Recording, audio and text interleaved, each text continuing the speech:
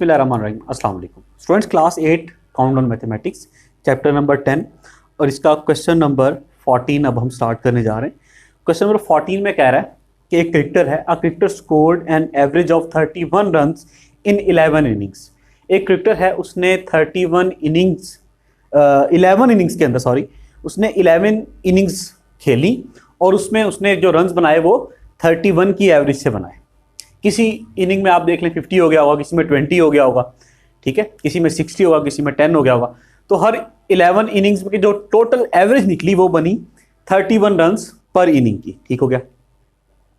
अब वो कह रहे हैं उसके बाद उसने ही also had to play one more inning, उसे एक इनिंग्स और खेलनी पड़ी।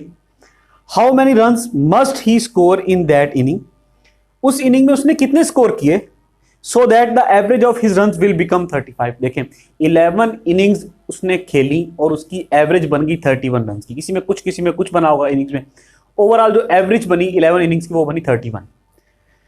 उसके बाद वो कह रहा है कि उसने एक 12वीं इनिंग खेली, 12वां मैच, 12वीं दफा उसने बैटिंग की।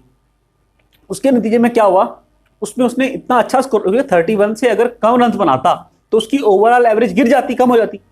यहां क्या हुआ है, उसकी ओवरऑल एवरेज जो है वो बढ़ गई और वो बढ़ के कितनी हो गई, 35 रन्स पर इनिंग होगी। इसका मतलब है जो 12वीं इनिंग उसने खेली उसमें उसने काफी अच्छा स्कोर बना लिया होगा, जिसकी वजह से उसकी एवरेज जो है ओवरऑल वो इंक्रीज होगी, बेहतर होगी। ये बात समझ में आ रही है ना।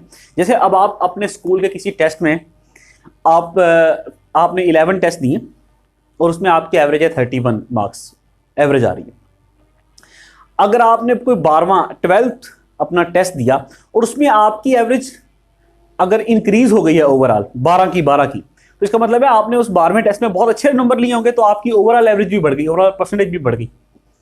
अगर आप उसमें कम नंबर लेते तो आपकी एवरेज या परसेंटेज कम हो जाती। ये बात समझ में आ रही है ना आपको। आप क्योंकि स्टूडेंट्स हैं तो उसके अकॉर्डिंग मैंने आपसे डिस्कस किया, आपको समझ में आई होगी ये साल। अब इसको हम सॉल्व करते हैं। सबसे पहले हम देखते हैं कि एवरेज रन्स 11 इनिंग्स में कितने थे। तो आइए इसको स्टार्ट करते हैं। सबसे पहले हम क्या लिखेंगे, average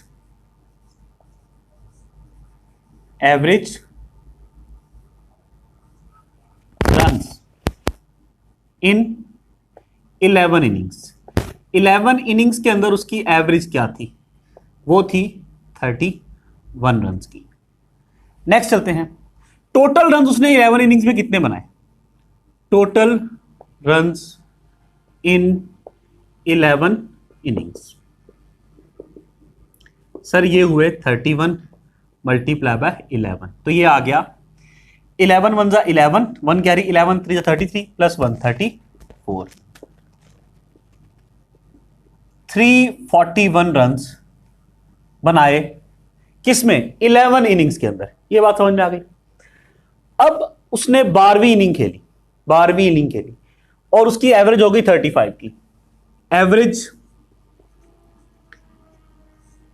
runs in 12 innings, 12 innings के अंदर, जो 12 की 12 इनिंग्स खेली उसमें उसकी एवरेज अब कितनी है, 35।